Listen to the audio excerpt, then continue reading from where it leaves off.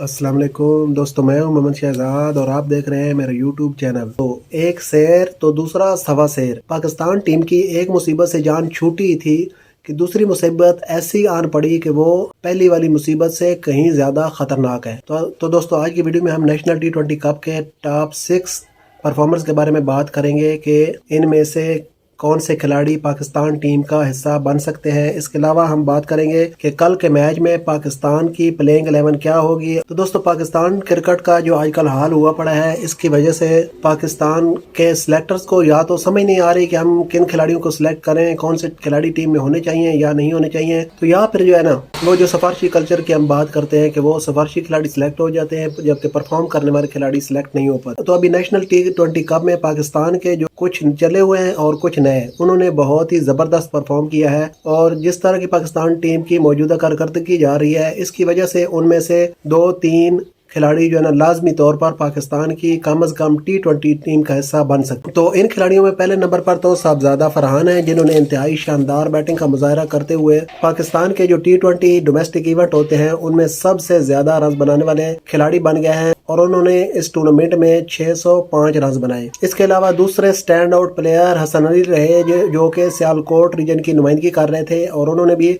इंतहाई शानदार बॉलिंग का मुजाहरा करते हुए टूर्नामेंट में टोटल 13 विकेटें हासिल की। और इसके अलावा तीसरे नंबर पर नौजवान बॉलर सलमान मिर्जा थे, जिन्होंने टूर्नामेंट में टोटल 11 विकेटें हासिल की हैं और हो सकता है कि ये भी किसी न किसी तरह पाकिस्तान की सिलेक्शन कमेटी की नजर में आ जाएं। चौथे नंबर पर उसामा मीर है, जिनको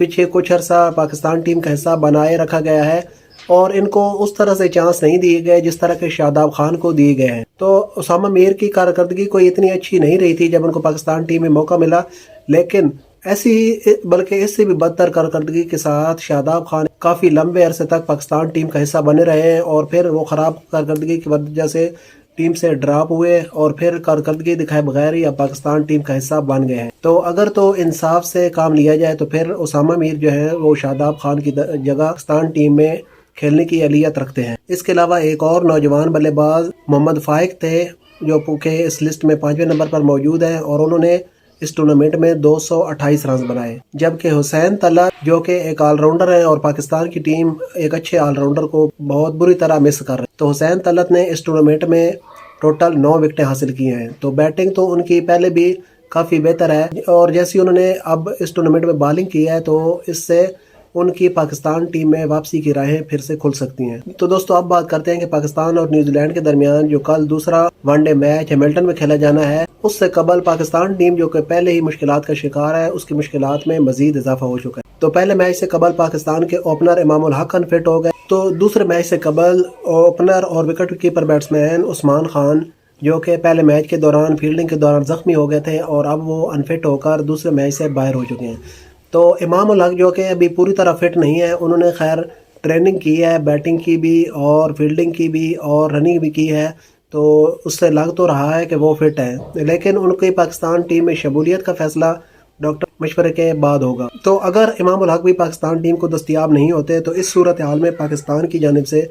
ओपनिंग कौन करेगा। तो बाबर आजम, जिन्होंने चैंपियंस ट्रॉफी में पाकिस्तान की जानिब से ओपनिंग की थी, वो तो ओपनिंग करते नजर नहीं आएंगे, क्योंकि न्यूजीलैंड के खिलाफ पहले वनडे मैच में उन्होंने 1 डाउन पर बेहतरीन बैटिंग की है, जिसके बाद टीम मैनेजमेंट पर बहुत प्रेशर होगा कि वो उनकी पोजीशन को छेड़ें। तो इस सूरत हाल में फिर हो सकता है कि कैप्टन मोहम्मद रिजवान जो है वो खुद ओपन करने आ जाएं अब्दुल्ला शफीक के साथ। इसके अलावा तो पाकिस्तान के पास और कोई ऑप्शन बचता नहीं है। तो अगर इमामुल हक टीम में शामिल होते हैं तो फिर तो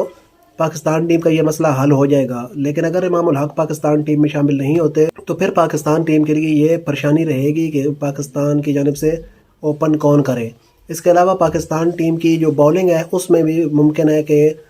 1 से 2 तब्दीलियां हों। तो पहली तब्दीली तो ये है कि मोहम्मद अली जो है, उनकी जगह सुफियान मुकीम को पाकिस्तान की प्लेइंग 11 का हिस्सा बनाया जाएगा। तो उसके अलावा खबरें आ रही हैं कि मोहम्मद वसीम जूनियर को भी पाकिस्तान टीम का हिस्सा बनाया जाएगा, लेकिन अब ये सोचने वाली बात है कि मोहम्मद वसीम जूनियर किसकी जगह पर आते हैं। और दूसरा, जो पिछले कुछ अर्सा से पाकिस्तान की जानिब से मतलब तसलसल के साथ बेहतरीन बॉलिंग कर रहा है और विकेट ले रहा है, अबरार अहमद, उनके बारे में कोई खबर नहीं आ रही कि वो पाकिस्तान की प्लेइंग 11 का हिस्सा होंगे या नहीं होंगे। तो मेरे ख्याल में तो मोहम्मद अली और उसके अलावा नसीम शाह या हारिस रऊफ, इनमें से किसी एक को ड्रॉप करके ابرار احمد کو بھی سفیان مقیم کے ساتھ پاکستان ٹیم کا حصہ بنانا چاہیے۔ گو کہ نیوزی لینڈ میں سپن باؤلرز کے لیے کنڈیشن اتنی سازگار نہیں ہوتی، لیکن یہ ان دو بالروں نے جس طرح کی باؤلنگ کی ہے، امید کی جا سکتی ہے کہ یہ نیوزی لینڈ میں پاکستان ٹیم کے لیے اچھا کر کے دے سکتے ہیں۔ تو اس کے علاوہ اور ایک خبر ہے کہ پاکستان ٹیم جو پہلی مشکلات میں کا شکار ہے اور وہ نیوزی لینڈ میں جیت حاصل نہیں کر پا رہی، اس کی مشکلات میں اور اضافہ ہو گیا ہے۔ وہ اس طرح کے پہلے ون ڈے کے سٹار بلے باز مارک چیپمین جو کہ انفٹ ہو گئے ہیں اور وہ پوری سیریز سے باہر ہو چکے ہیں۔ تو پاکستان ٹیم کے لیے یہ خوشی کی خبر تو تھی، لیکن پاکستان کی خوشیوں کو اس وقت زنگ لگ گیا جبکہ مارک چیپمین کی ریپلیسمنٹ کے طور پر ٹم سیفرٹ آ رہے ہیں۔ وہ ٹم سیفرٹ جنہوں نے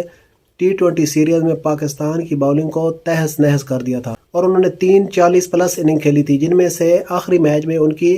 97 رنز کی اننگ بھی تھی۔ تو پاکستان ٹیم نے تھوڑا سا سکھ کا سانس لیا، لیکن جیسے ہی مارک چیپمین کی ریپلیسمنٹ کا اعلان ہوا ہے تو پاکستان کی جو